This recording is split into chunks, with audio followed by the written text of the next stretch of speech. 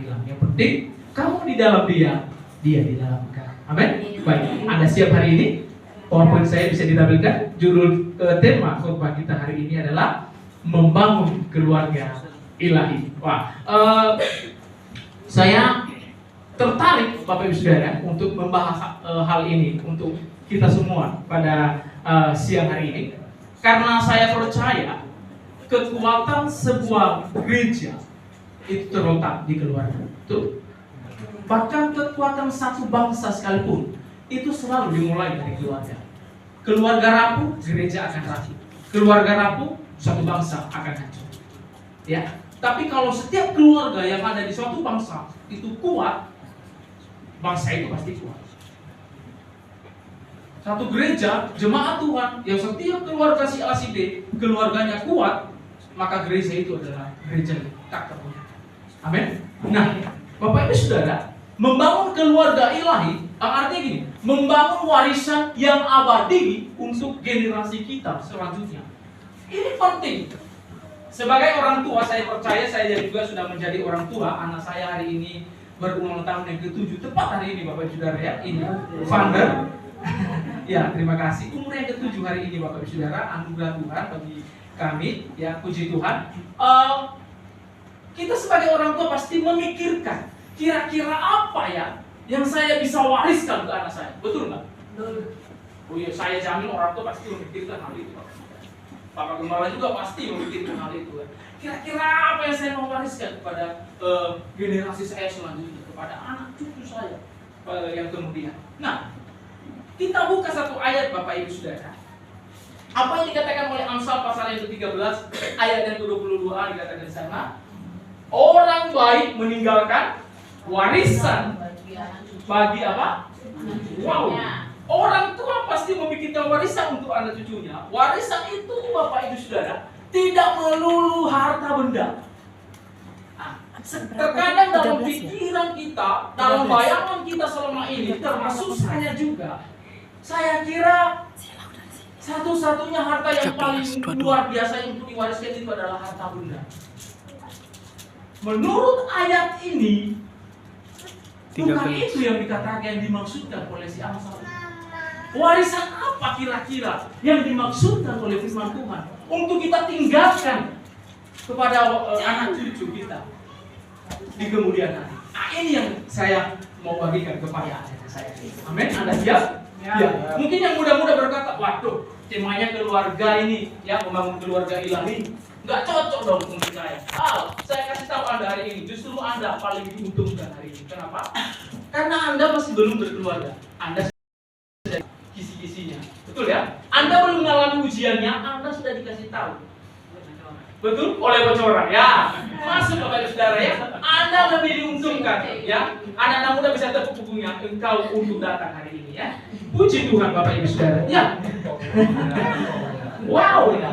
Warisan apa? Warisan terbaik apa yang kita mau tinggalkan? Bapak Ibu Saudara, semua kita sudah jadi orang tua. Bahkan yang akan jadi orang tua suatu saat, anak-anak muda di tempat ini, Anda suatu saat akan jadi orang tua, betul? Ya. Pasti kita memikirkan warisan apa ya? Ketika nanti saya sudah enggak ada, kira-kira saya masih diingat enggak? Kira-kira orang mengingat saya, anak saya, cucu saya, mengingat saya itu, ternyata ya, kakek saya yang bernama ini tuh, wow, orangnya terbaik. Anak cucu kita berkata gitu sama orang. Atau sebaliknya, kakek saya itu loh, gila nih. Waduh, ini ada yang mirip, betul nggak? Oh ini Bapak Ibu Saudara, loh betul kan? Anak cucu kita yang melihat, bukan mereka yang menentukan itu, Anda dan saya yang menentukan, betul? Nah, baik-baik hari ini, hiduplah yang baik hari ini, pastikan kita tinggalkan warisan yang terbaik yang Tuhan maksudkan di dalam Amsal. Amin. Wow. Kita lihat satu orang pagi hari ini. Ya, ada satu orang bernama Charles Finney. Kekayaannya sebagian besar itu Bapak Ibu Saudara, besar banget ya. Mungkin Anda tidak mengenal orang ini, tapi setidaknya Anda mengenal hartanya. Berapa itu? Dia punya harta berapa? Itu banyak sedikit Bapak Ibu Saudara. Itu uang semua Bapak Ibu Saudara, nggak ada daunnya di sana ya. Nggak campur daun ya.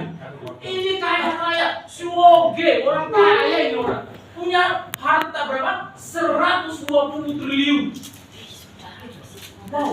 Tapi kita melihat apa yang orang ini lakukan, apa yang orang ini kerjakan, apa yang dia buat untuk anak-anaknya, apa yang dia buat untuk generasi selanjutnya. Saya baca kisahnya, saya lihat, ini luar biasa. Kekayaannya sebagian besar, Bapak Ibu Saudara, dicatat saya menemukan kisahnya. Kekayaannya yang besar ini, sebagian besar, bahkan sangat besar sekali, 90% sekian, disumbangkan kepada yayasan-yayasan sosial manapun yang memberdayakan orang, yang membuat orang yang hidupnya terpuruk jadi lebih baik, yang membuat orang yang hidupnya tidak bisa sekolah, dia sumbang besar.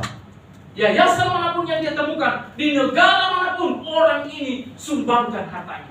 Dan Anda tahu, yang dia sisain untuk anak-anaknya hanya 30 miliar saja. Ini yang dia wariskan kepada anak-anaknya. Ini ketika saya baca, ini seorang ayah, seorang orang tua yang cukup aneh, unik, betul nggak? Hartanya yang sekian banyaknya, dia memilih tidak mau memberi sama anaknya seluruhnya, justru hanya sekian persen saja untuk anaknya. Lalu saya baca, Bapak Ibu Saudara, kisah daripada anak-anaknya yang dilakukan oleh Charles Finney ini. Apa yang dia lakukan untuk anak-anaknya? Dia kan menyuruh anak-anaknya jadi manajer di satu perusahaan, atau misalnya memiliki perusahaan lalu jadi bos. No, yang dia lakukan untuk anak-anaknya adalah dia menyuruh mereka kerja di restoran, bekerja sebagai pelayan, tukang pel, bekerja keras di sana. Wah, saya lihat aneh banget ketika saya baca. Tapi ini realita, ini true story, Bapak Ibu Saudara. Wow. Nah, ketika suatu saat ada wartawan tanya kepada anak-anaknya Charles Finney ini, apakah kamu tahu jika papamu, ayahmu itu membagikan hartanya sebagian besar untuk yayasan-yayasan sosial di seluruh dunia ini? Jawaban anaknya Charles Finney cukup mengejutkan. Mereka bilang, iya, kami tahu. Wah, mereka tahu loh, tapi mereka nggak komplain. Mereka nggak memberontak kepada papanya. Kita lihat statementnya anak-anaknya Charles Finney. Bisa lihat? Ya, kita lihat ini statement anak-anaknya.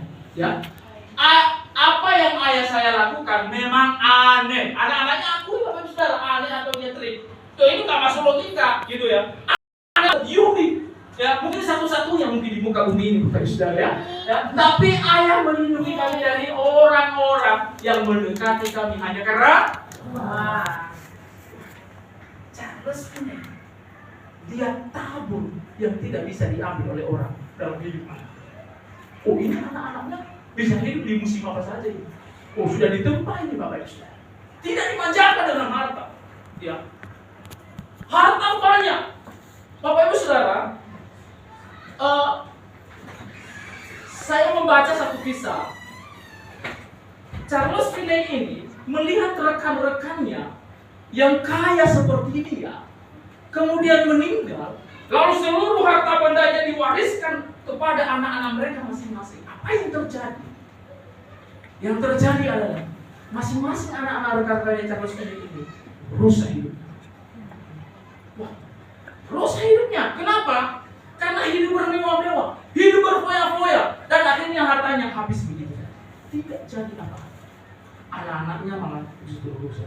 Sebaliknya, Charles Finney menyelamatkan anak-anaknya. Sampai anak-anaknya sendiri loh yang keluarkan statement seperti itu. Ayah kami melindungi kami dari apa? Karena orang yang mendekati kami hanya karena itu. Bahkan bukan tidak berhenti sampai anak-anaknya itu yang mengakui, Bapak Ibu Saudara. Ya, saya baca ada seorang, mungkin Anda kenal ya, Warren Buffett gitu ya, orang terkaya nomor 5 sedunia. Mungkin pernah dengar ya, Warren Buffett. Dia melihat apa yang dilakukan oleh Charles Finney ini. Dia mengamati, lalu dia telepon sahabatnya, ya, Bill Gates. Yang mungkin Anda pernah kenal, ketemu di gang begini. Enggak ya? Bill Gates ya, anak seorang Bill Gates, ya, Warren Buffett ini telepon Bill Gates. Ini yang dilakukan oleh Charles Finney ini unik, aneh. Tapi mereka memilih mencontoh apa yang dilakukan oleh Charles Finney. Coba lihat Bill Gates, hidupnya sama. Yang dilakukan oleh Warren Buffett juga sama, hidupnya sederhana. Tidak berapa. Bill Gates aja Anda pernah lihat? Dia kadang ikut anak ikut, betul. Dia bisa paksain lah. Oh, dia minum semua. Bisa sewa orang, bisa segala macam bisa. Dia orang kaya. tapi tidak memilih firman Tuhan itu. Wow, ini nilai-nilai ini yang diwariskan oleh seorang orang tua kepada